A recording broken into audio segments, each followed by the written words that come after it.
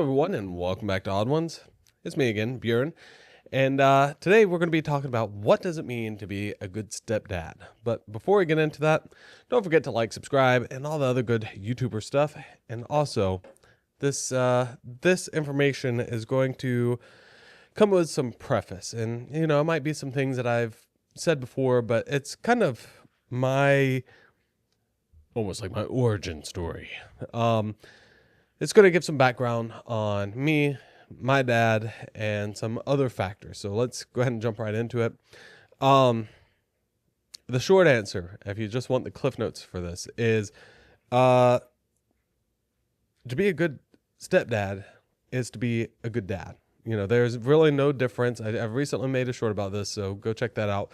But there really is no difference between being a good stepdad and a good dad. There really isn't. So that being said, my backstory is my mom had me with my dad, had my brother first, and then he started going down a rocky path. I really try not to paint him in too much of a bad light, but he went down the wrong path, essentially. And so they got back together pretty much so my mom could have me. She didn't want to have kids by different fathers, different things like that. So she had me, and then he stepped out. And I will give you some helpful advice whenever it comes to being a dad or a parent who can't give their life together too. So again, some backstory on my dad is he just was raised up in a rough childhood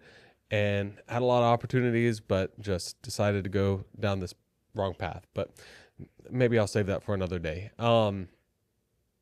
So one of the best things that he did, this is much later on. I say much later on, but I was probably like 5 or 6. I was still little. My mom and I were shopping at a grocery store. My grandma on my dad's side and my mom came in, and pretty much my mom was like, go talk to your grandma for a minute. And he was like, she wasn't getting child support, anything like that from him. She knew that he did not have the capability, and that would just give another reason for him to go to jail, essentially.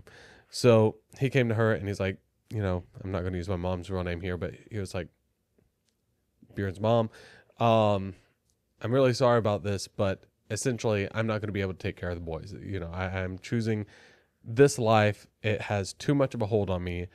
I can't escape it. And it's too hard on me. I can't do it. Pretty much saying what he has to offer would make mine and my brother's life and her life a lot worse. And to me, that is probably one of the most selfish and selfless things that somebody can do. But also, that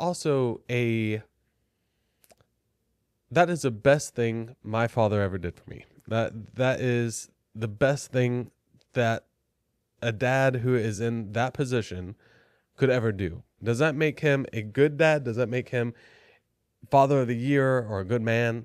No, it doesn't. But in my eyes, for me personally, that is the best thing. That is the best gift my dad ever gave me, was the freedom to not be in those situations that he put himself into. So didn't have a dad in my life for a long time. My mom, she had a couple, individuals in her life that, were potential stepdad material, but just didn't work out for one reason or another. Can't blame her.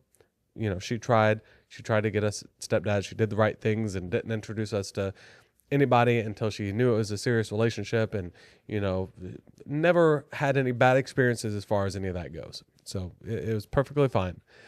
But then whenever I was 12 or 13, I think I was 12 because my stepsister is a year older than me, and I think she was 13 whenever we met her. And she met my stepdad. And he was a great guy. He's since passed away. I've talked about that a little bit. Died of pancreatic cancer back in 2019, 2020, in between 2019 and 20. And he was a good guy, And he was kind of the average stepdad. Maybe more guys nowadays are a little bit different because they've had stepdads and they understand, this whole situation. Well, let me back up a little bit because I did have a father figure in my life, who was my grandpa. But again, because of his work, he worked out of town a lot, and also he also whenever he retired from work, he I'm trying to remember, he had some kind of thing happen to him mentally, which made it where he couldn't focus on like repairing cars properly like he would, or different things like that. So I never really had that role model. My brother did. He wow, what a stutter. He had my papa to teach him how to fish, how to do these other things. And don't get me wrong, my papa did teach me some things. He taught me how to bleed brakes and things like that. So I did learn from him. I learned my work ethic from my papa and my mom and my grandma. So I did have good role models. I just never had a solid, constant father figure. Like he was the generic, like spoil my grandson kind of guy, but had a great childhood because of him, had a great adult life because he ended up living with me later on in life. Just fantastic having my papa, but was he the biggest male role model in my life? No. I mean, he was technically speaking, but as far as like teaching me how to nail a nail into a piece of wood or screw, something into it, nobody ever really gave me those tools per se. And then fast forward again to my stepdad.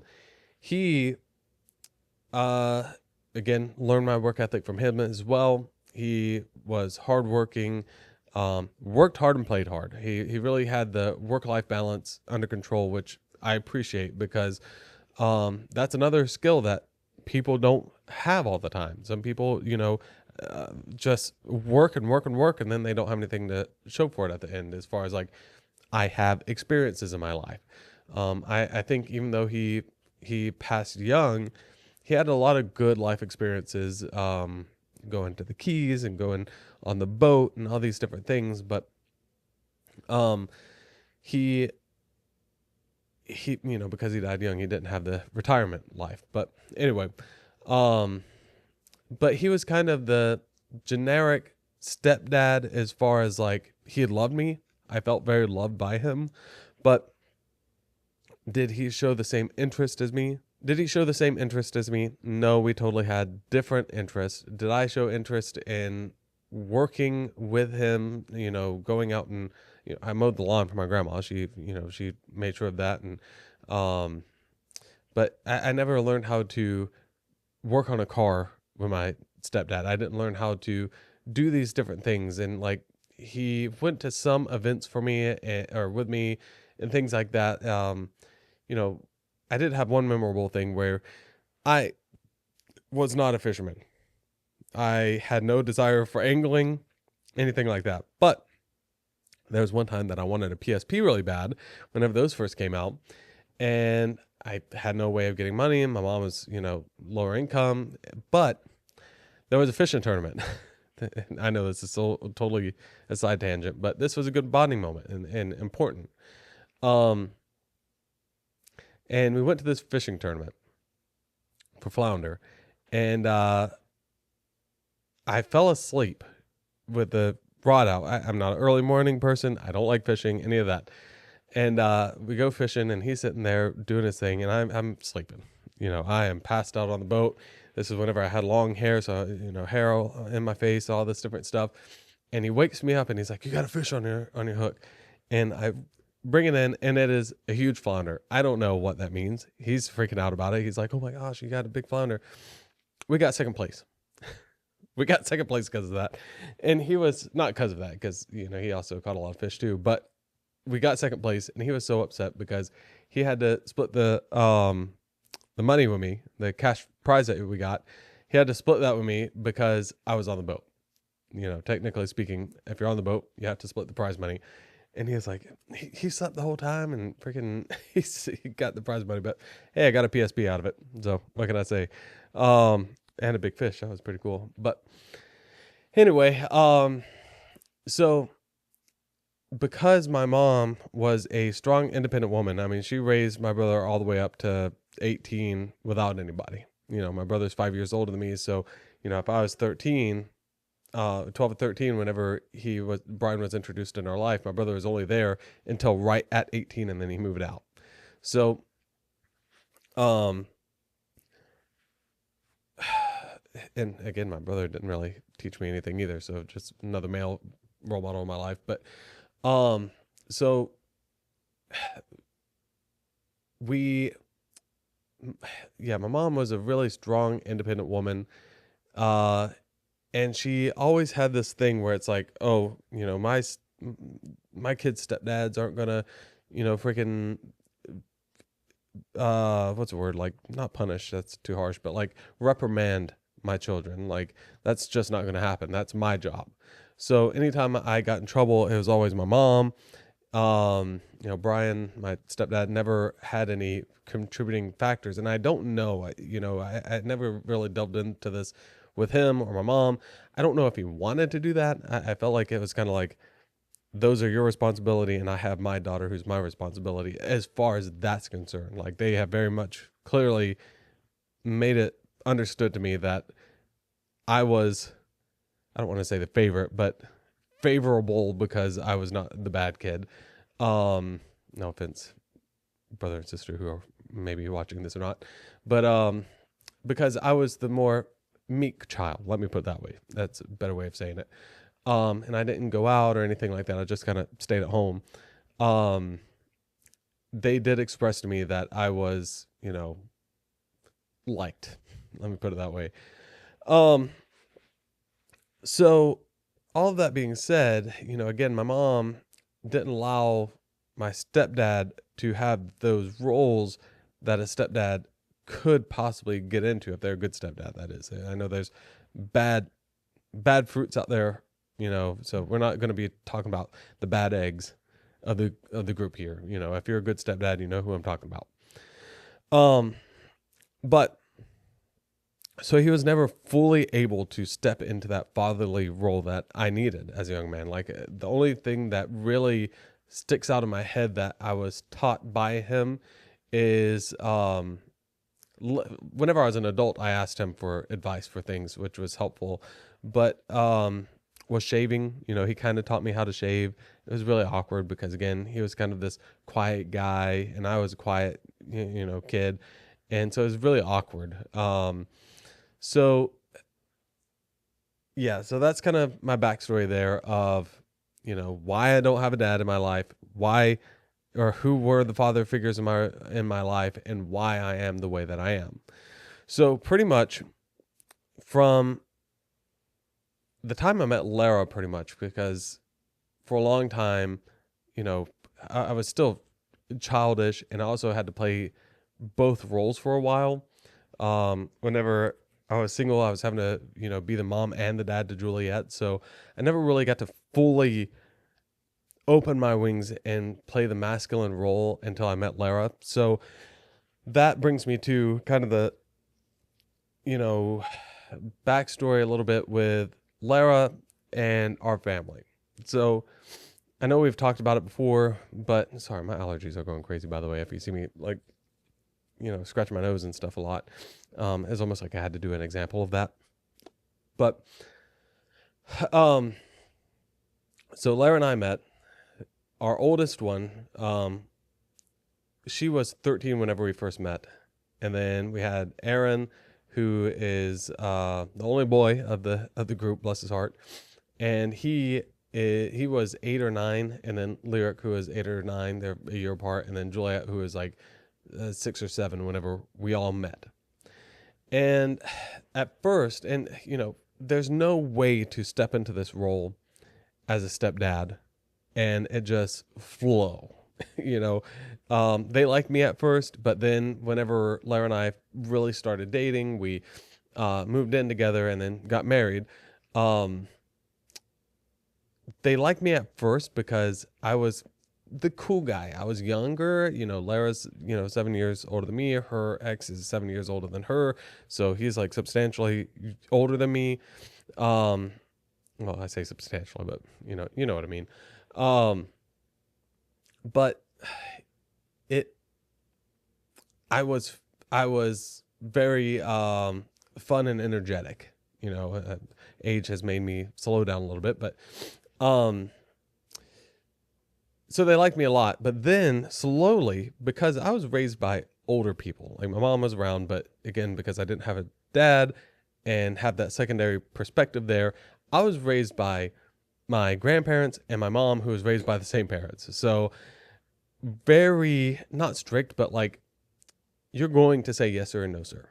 You're going to say yes ma'am and no ma'am. That you're just going to be polite. And so whenever they met my daughter, they were why is he so strict with her? Why is he making her say yes ma'am and no ma'am and all these different things, and she would get grounded over certain things. And that's because whenever I first met them, there was no stability in the household. There was no real guidelines per se, but I'll get into that in a second. So, that rocked the ship is what I'm getting at. That rocked the boat really hard with them and our dynamics, and things started shifting. And so it made the beginning part of being a stepdad real hard. And I'm saying all this because if you're new to being a stepdad, or if you are getting into a relationship with somebody that has kids, it's not easy. It is not easy, especially as the guy. I feel like a lot of women, as long as the ex and the husband have kind of separated copacetically, we just don't love each other anymore, so we got a divorce, and now our only thing is the kid. I feel like the stepmom, as long as she's not being super pushy and overstepping boundaries, with the biological mom, I feel like a lot of the time they have this ability to get along a little bit better than two dads. That's not always true. I've met people who the dad and the stepdad are best friends. That happens, and that's cool. I'm glad that happens for people, but that's not every case, and that's not my case. And that played factors into things being rough with my kids. And again, I'm just stating all this part to say, those factors can make things really, really hard with the relationship with your children. And you're going to hear me say from now on, children and not stepkids. And I'll get into that in just a moment as well. So yeah, we went through a pretty rough patch for the first 2-3 years or so. But then after they realized, oh, he's not just being strict and setting guidelines for no reason. He's setting rules so we have stability in our life. Why do we have a bedtime? So we can wake up in the morning, kind of deal. So yeah, so that's kind of the whole backstory. Right now, I'll give you just some more reference here. Right now, my kids are, I'll start with the youngest this time to kind of throw a wrench in the works. 13, 15, 16, almost 21. She'll be 21 this month. So that's where we're at. All of this preface being said, what does it mean to be a good stepdad? And I can only give you things from my examples and what I've done.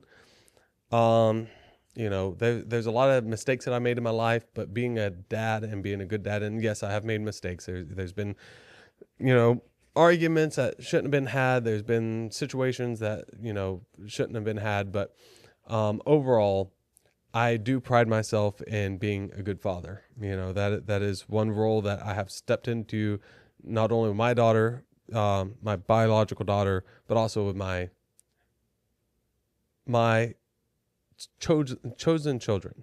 All of my children are chosen. I chose to have my, biological daughter, but I guess I'll start there. So whenever you are dating or specifically get married to a woman with children, you have in a man, this applies for wives out there that are marrying into children, because Lara stepped right into this role. You are no longer, or what you are choosing to have children. You are choosing that. So if you don't have children and you're dating somebody that has children, you can't say, "Oh, well, I'm with your mom. You're not mine." Because you are choosing that family. You are choosing the package deal, bud. That is what it is. And I knew that whenever I stepped into this relationship, I knew I was accepting 3 more children. I knew I was choosing them. There's certain factors that I didn't necessarily think were coming with this, like the bio father. I didn't expect certain aspects with him. I didn't expect, certain personality quirks that initially were there with the kids, where they were like super rambunctious. But, as they get to, it's really crazy how the more you spend time with children, the more you see your personality in them. And it's like, you really are my kid kind of thing. And it's really cool to watch. Especially if you get them younger, you get to really see that. Lara calls them Burenisms. So, saying things that I say and doing things that I do, it's really interesting to watch. It warms your heart. It really does once you see that for yourself. But what I was getting at is, you are choosing to have kids, whether they're biologically yours or not biologically yours. They are your children now. The second you get married. Are there certain things, certain boundaries that, you kind of have to work around as far as the bio dad goes? Like, can you control that they eat Burger King every single time they go over there? You can't control that. They're not in your house. Whenever they're home, you can, and that's what I call it. Whenever they come over here, this is home. You can feed them what you want to feed them, so there are certain boundaries like that. I'm trying to think. I'm really having some interesting things. Speaking of which, speaking of like boundaries, so Aaron, recently we pulled him out of school. School's just not for him. We've had a video about that. And that's okay. School's not for everybody, but I did all the paperwork. I'm on paper stepdad. Like, I treat him as mine. I picked him up from school many a times because he was sick, all this different stuff. He had open heart surgery and I was there at the hospital with him, all this other stuff. But being able to go to the school without any technical birth certificate, parent or guardian, like, is wild. And being able to pull him out of school, that's bananas to me. So I don't recommend that to everybody. I suggest like talking it over with mom, and which I did obviously, but getting all parties involved is what I'm saying. But just interesting, the boundaries that people don't pay attention to because you're present. And that's kind of the key thing in all of this, is being present. But other than the few little boundaries that you might have, like maybe your wife has to take, like Lara for a long time had to go and pick up and drop off the kids because they had directly down the middle split custody. But now it's more, the kids are over here more often. So now he just drops them off, which has saved her a lot of relief. But, there's certain things like that you have to kind of talk with your wife about, or, you have these conversations, but really there's nothing you can do. And that's really hard to think about and to do. But luckily in this situation, most guys, so I'm presuming I'm speaking to the average guy, most guys, the wife will get the kids. And so that means you have kids at that point. So, now, do I think that's just and fair all the time? But no, I don't. But anyway, that's neither here nor there. We're talking about kids here and stepkids. So now that you have accepted the fact that you have kids now, you have married into a family where you have kids. Like, stop thinking about it like these are my stepkids and, they're not my problem. They are. They are. And Mother's Day is coming up. I really want to press this upon you. Any dad out there, but specifically stepdads. There's a lot of stepdads out there that are in this mindset, which I don't understand. Like, oh, well, you're not my mom. You're not my kid's mom. Get your mothers in your life a gift. Make them a card. Don't give me that crap, okay? Anyway, that rant over. Again, being a good stepdad is just being a good dad. And what that boils down to is being present in your children's life, meaning be there with them through the good times and the bad times. So, it's really easy for a stepdad to hang out with their kids and, be that fun parent. But it's hard whenever it's coming down to the hard times, because there is this kind of awkward line that you're playing of, am I overstepping boundaries here or anything like that? But, you just have to understand that I am a parent in this child's life. And it is what it is. You are the father figure if you're the mainstay parent. Like if they stay at your house predominantly, you are the only father figure that they have, except for whenever they leave. And so it is your responsibility to step up and teach them what it means to be a good husband, and teach them what it means to be a good father and a good male. That way and your mindset stepdaughter can go be with a man who treats her how she needs to be treated.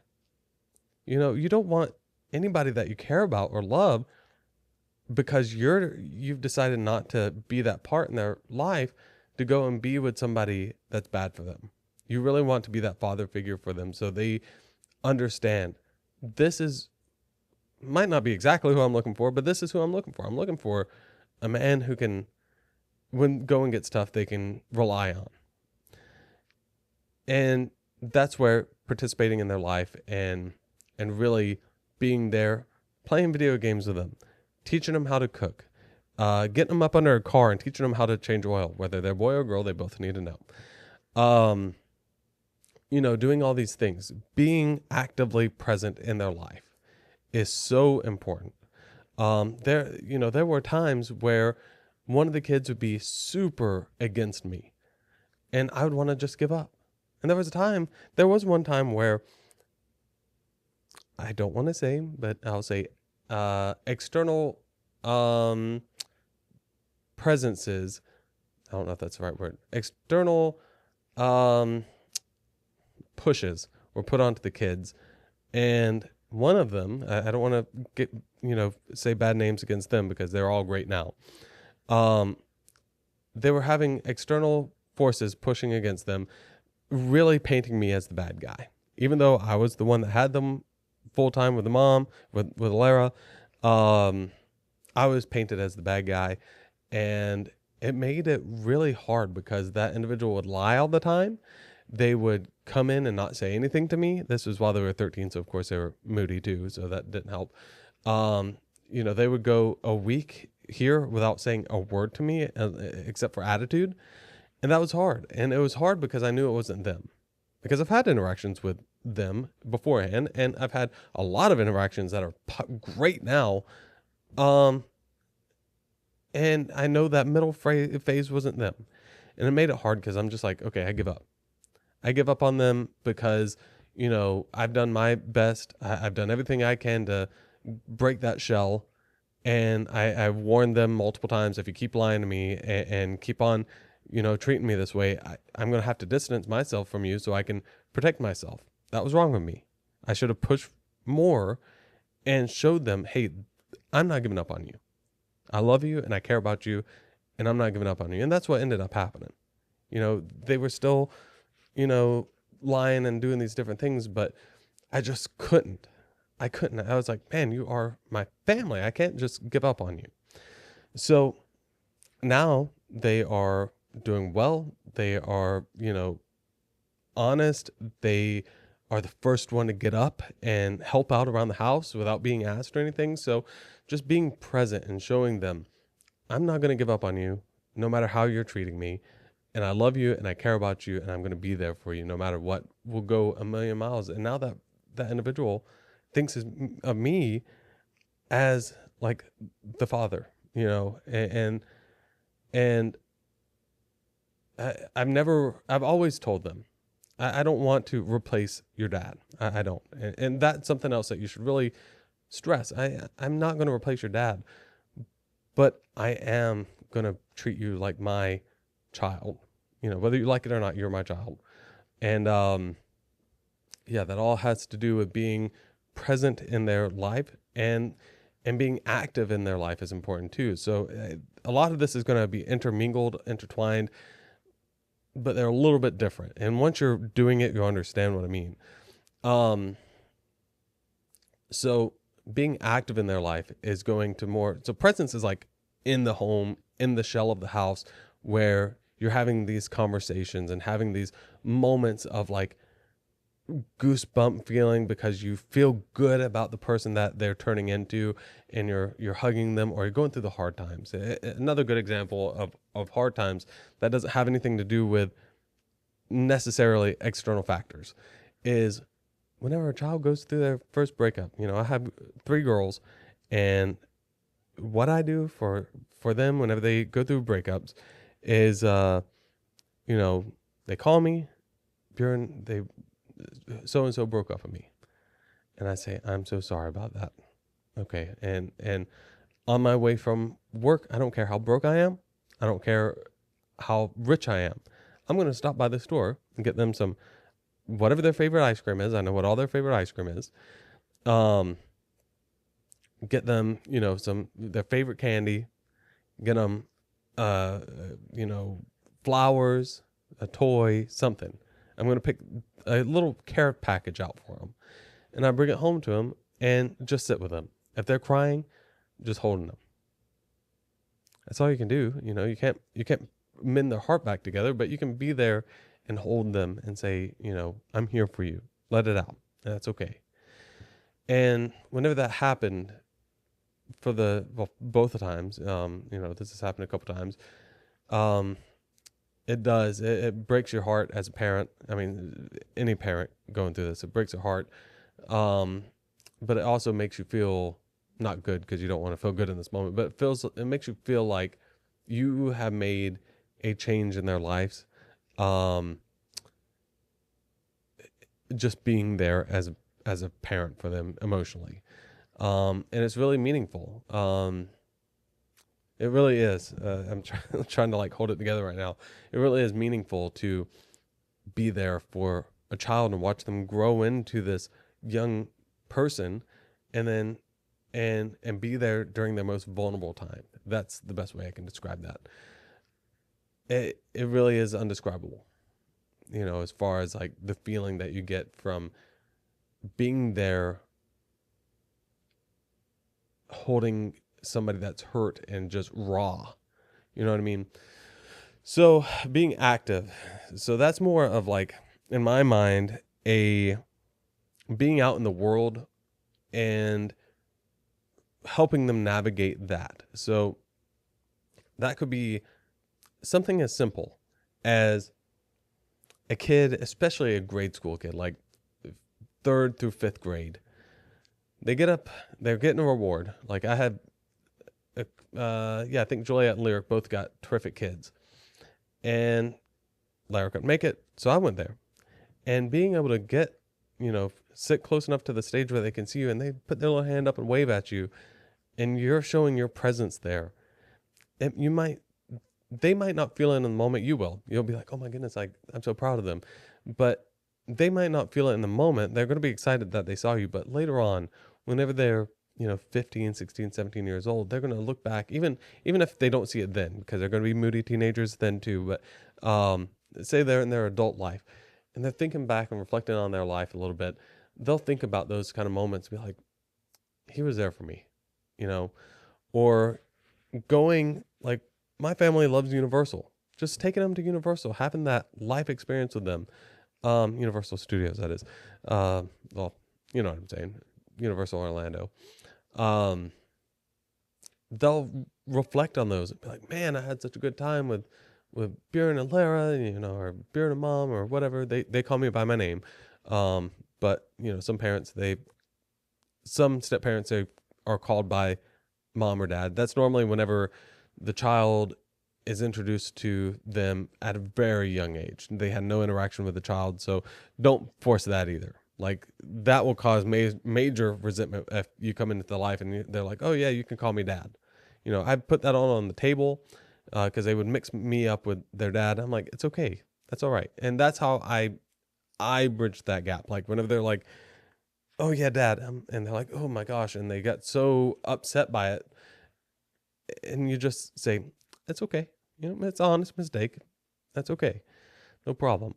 But if you make it like a deal, like, oh my gosh, no, you called me dad, or like, oh my goodness, like, either way, if you're mad about it or if you're happy about it and you make a huge deal about it, it makes them feel awkward. So just kind of like downplay it a little bit, like, it's okay, that's all right that you messed up. I mean, not messed up, but it's okay that you've slipped. There's no problem with that.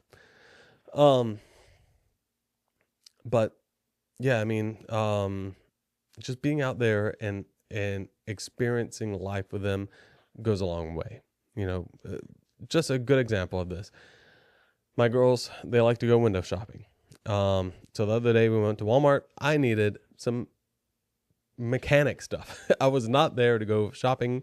I was there to get some like coolant for my truck and something else, out of that area of Walmart. And they said, Buren, can we go, it's Julia and Lyric, they said, can we go window shopping? And I said, sure, why not? We'll go look around at clothes. And then they said, can we play a game? I'm like, what kind of game? And they said, Julia and Lyric said, I want to pick out the ugliest clothes and the prettiest clothes, and just me and her will judge each other on who picks out the ugliest one and who picks out the prettiest one. So I said, why not? Like, girls be girls. So they went into the dressing room, played around in there for a while, and I just walked around in the general vicinity looking at shirts and stuff, and they had a good time.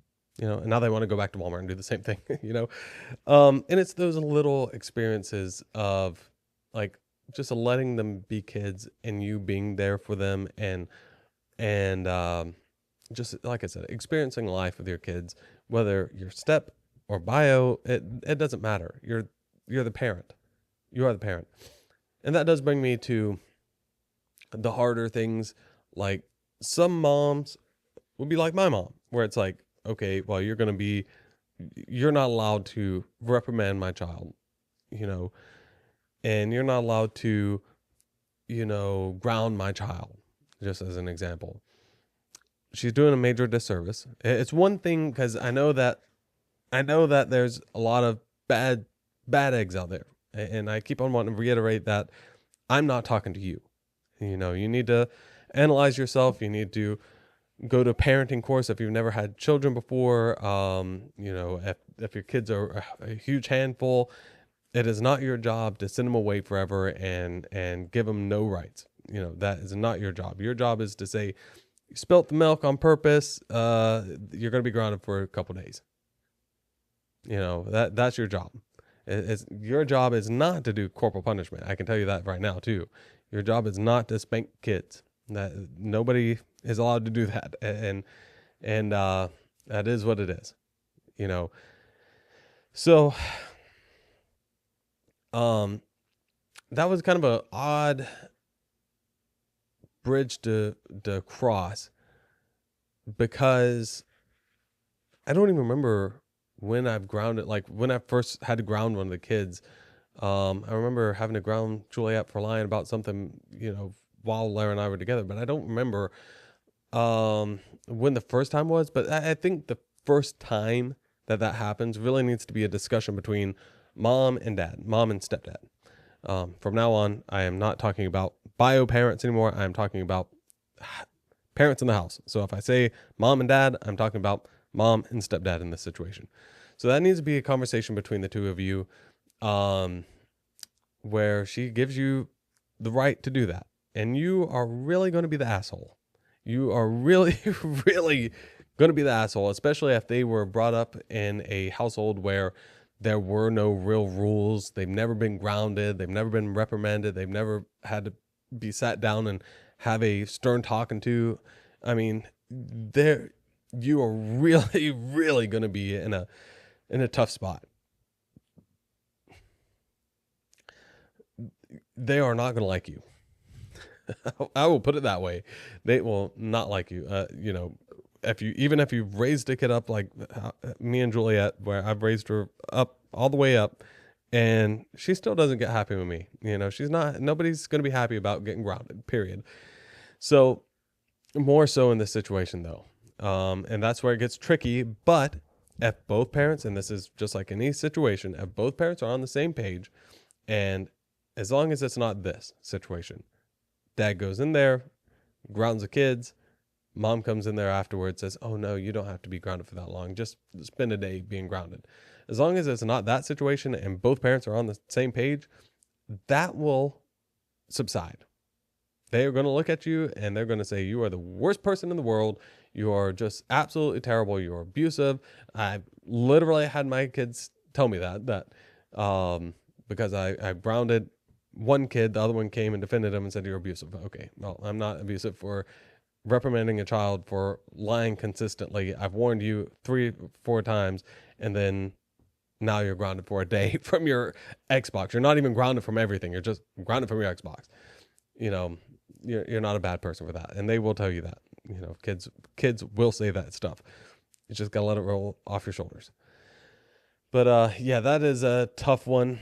Again, I think for the first few times, you need to really be talking to the mom in that situation. We're to the point now where I'm just using her as an example. One of the kids is really mouthing off. I'll just take their phone, period. And they're old enough now where it's like, okay, I just grounded you for this a few weeks ago. I'm going to ground you now and do it for longer. But, and then I'll talk to Lara about it later. So ground them. You're not getting that back. You're grounded from it for a week. Now I'm going to call Lara and say, if she's not there, and say, hey, I had to ground one of the kids. They're grounded for a week. And she'll say, okay. There is no back and forth unless it's like extreme. There's been a time or two where it's like, I am at my wit's end. They have pushed every single button. They've done the same thing that they've done 38 times. You're grounded for a month. And then Lara comes home and she's like, maybe a month is a little extreme. And I'm like, okay, you're right. But, 2 weeks, but that is what it is. And, the best situation is to be able to have a conversation about it either way. Go to your room until your mom gets home. We're going to discuss this and then go from there. But sometimes you just have to make those decisions. And as long as the mom is still allowing you to have the respect that you need, and to all the moms out there, I'm talking to you right now, you have to allow the person that you married, who you're allowing to be a father in their life, you need to give them the roles of a father. You have married this person, and you have allowed him to be the man of the house. But if you're not allowing him to be the man of the house by being the father of the house, you're really doing a disservice to your children, to you, and to him. And the reason I say to you is because now you're going to be carrying the burden of the whole parenting side of this by yourself. And you're choosing that. You're choosing to parent completely by yourself. The only thing that your husband is there for is finances. And that's not enough. And what that will bring, is resentment as a adult towards your husband. Again, I never had too much resentment towards my stepdad until my mom kind of brought it up, like, oh, I should have allowed him to do more. And then I was like, well, he should have stepped up a little bit more. Other than that, I think he's a great person. I really have nothing bad to say about him. But you're really taking things away from, and respect and dignity and all these different things away from your husband if you're not allowing him to be the father of the house. And that is something that y'all need to discuss before you get married, period. I mean, if she's sitting there saying, "Oh well, you're not going to be that thing in my life," or even before you start really dating and getting serious, you need to have that discussion. Like, "Hey, I have kids. Are you willing to step up and be the father figure of my household?" And if he says yes, then allow that. Allow him to say, you know, "Kids, bedtime is this time," and allow him to go in there and say, "All right, guys, it's bedtime. Time to go to bed." Allow him to go in there and say, "All right, time to clean up the house. Time to clean up your room," should I say. All these different factors here. Because the more you allow him to do that, the more respect the kids will have. And and now I don't know if your kids will say this. I hope not. But I did have a moment where one of my kids, multiple of them said this because they learned it from somewhere else. But one of my kids, she was getting a little sassy in her pants, and she says, she wasn't giving me the respect, even though I have gone above and beyond as a stepdad, you know, wasn't giving me the respect. And I said, "You need to be giving me respect," or something like that. I can't remember how it came up, but she was like, "Oh, you have to earn respect." And I said, "Little girl, I don't have to earn respect. I'm a grown man. I'm a parent. I have not done anything to you to disrespect you. I don't have to earn respect." And this is while she was, I'm pretty sure she was like, never mind, I don't want to say the age because it'll give it away. But I don't want to call anybody out because, again, moody teenagers will be moody teenagers and they will say things that later on in life they will apologize for. I will guarantee it. But anyway, she said, "You need to earn respect." And I said, "No, I don't. No, I don't. You see everything around you? That's because me and your mom. Do you see, the car that you have? You see all this other stuff? Me and your mom. And I have done nothing to not earn your respect. I've actually done everything to earn your respect. And so no, that is not how that works. If I did something to disrespect you, then yes, I agree with that." And she was like, "Okay, fair enough." And like 2 weeks later, she came in and was like, "You're right." And same thing with my other kids. They, whenever they've said that, they've always come back and said, "You know what? That was wrong with me. It really was." And I've never had that experience again after they've all said it once. And after that, they've never said it again because they're like, "Shoot, like he has gone above and beyond." And especially another thing that you'll notice, and this is kind of where I'm going to start wrapping it up, is you'll notice that your kids, as they gain friends that also have step parents, they're going to look at them and say, "Huh, they're not as active as my dad is, or my stepdad. They're not there like mine is. Their mom's kind of doing everything and the dad isn't doing anything, and he's kind of dealing with his own family, like his own child or whatever, and kind of leaving me off to the side."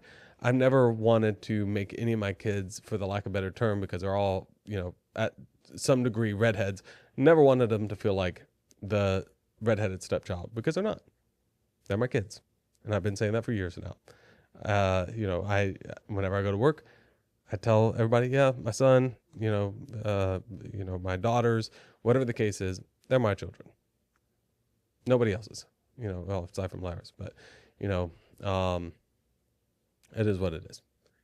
I know that at my funeral, they're going to be there. They're going to be putting me in the dirt, and that is what it is." Or even better example is, I know as an old man, they'll be there for me, because that's how I raised them. I raised them to be there for the people that they love and respect and care for. And, yeah.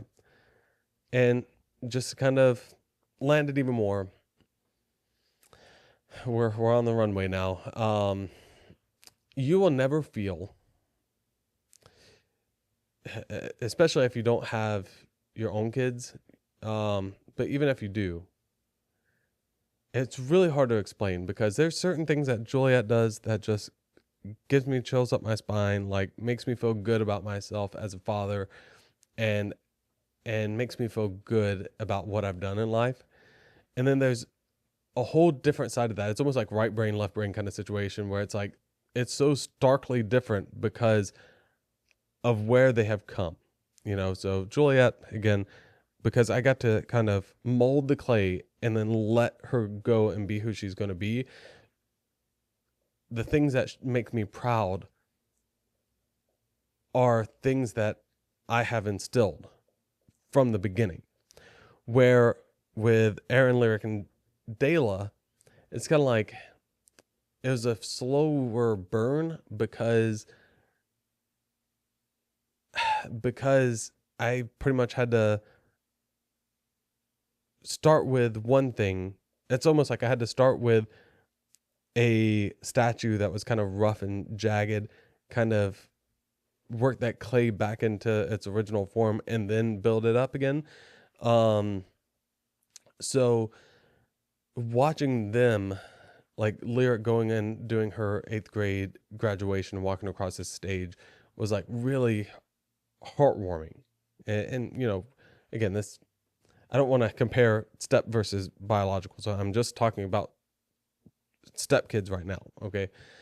And then watching Dela graduate, that was really cool to see, and seeing Aaron at work, seeing him working and interacting with people at work and gaining these different, you know, aspects in life and seeing them grow up, it just it warms your heart. It really does. I mean, it's hard for me to talk about it sometimes without getting choked up.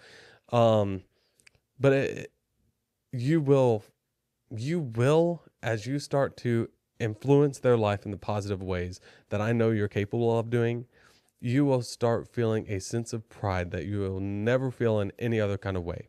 If you have a biological kid, you're going to feel so much pride whenever they achieve things, and you're going to feel a totally different kind of pride because you've seen where somebody's come from, a hard life that they may have come from, achieve past that, and then continue to grow.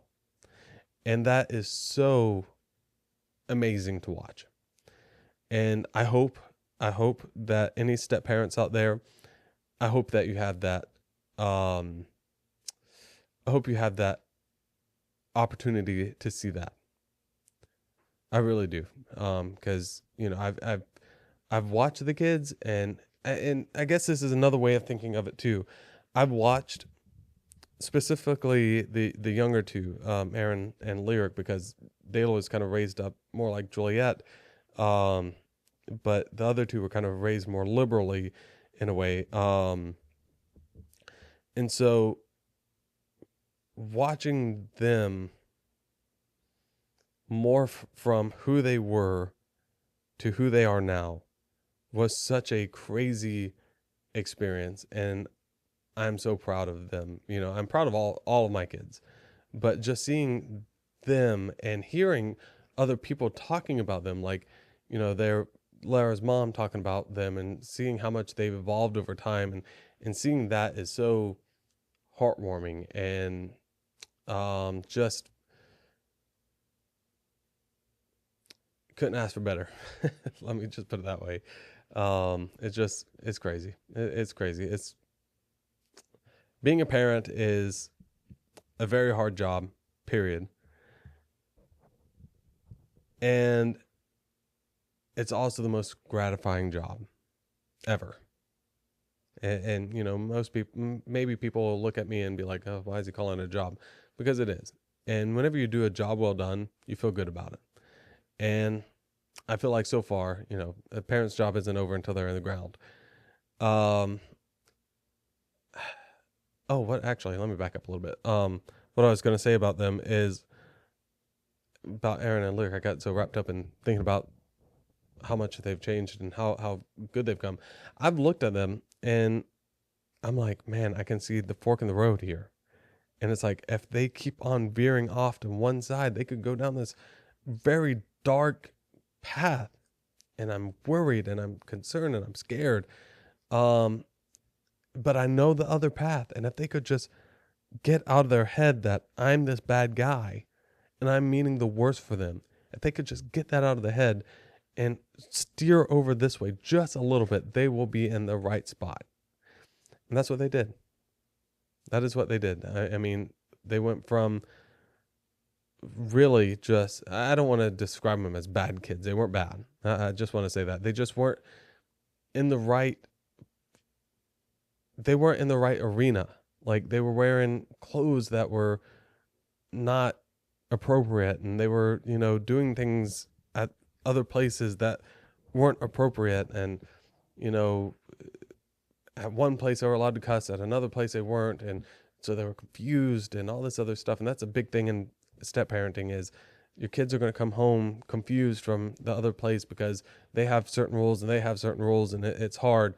But the more you stick to your guns and the more you're there with them and you're doing everything that I said in this video, the more you'll see them shifting and it will take time. Me and Lara have been together for 6 years. They have been in our life for 5 years, or my life for 5 years, and just watching that gradual shift to where they need to be was so hard to watch, but they got there. And here we are 5 years later, and I'm proud of each and every one of them. All of them, all four of them. Juliet's done her growth in all of this, and that's because of Lara and her being a great stepmom, and Lara evolving as a person, and me working on myself. It's not just them who needs to. It's not just the kids that need to do work. You need to do drastic work on yourself emotionally, and understand logic and feelings, and a lot of understanding of, they're going to be teenagers, and a lot of confusion and frustration, especially if they're a little bit older. Like I said, Aaron and Lyric, well, let's say Dayla specifically, she was very frustrated at the divorce and of her parents and all this other stuff. And, I get it, but they make it through it. The kids are tough. They're not invincible, and we shouldn't treat them as such, but they are tough, and they do learn to understand, especially if you're open and honest with them about certain things. Don't badmouth other people, but explain your parts in situations. If you went through a divorce, and they're getting older, explain your part in that situation and why that happened, and that will help with the confusion. But they're going to come back from the other house confused, and they're going to leave your house and go over there, and they're going to be confused over there, and it's a really hard line to toe, but they'll get used to it over time, and whenever they hit a certain age, they can make the decision if they want to live with you full time or stay over there or whatever. And it's a lot. If you're going into a relationship where you're going to be the step parent, prepare for a lot. And if you prepare for the worst and hope for the best, you will get results that you're happy with. I promise. And they're still humans. They're still going to make mistakes. Everybody does. And, whenever they become adults, you can't really control them then. So they're going to make mistakes. Dayla's out there on her own. And if she only did this, I sound like every other parent in the world. If she would just do this, she would do better. But, she's got to learn her own mistakes and ask for advice. And she's doing well. But, there's certain things that I wouldn't do. But that's because I'm, 33 years old, and I have experience, and she doesn't, and that's okay, and she'll learn and she'll survive. So I think that's everything. Remember, main 3 subjects of this is you are a parent now. If you're already a parent, then you're a parent of multiple children. Congratulations.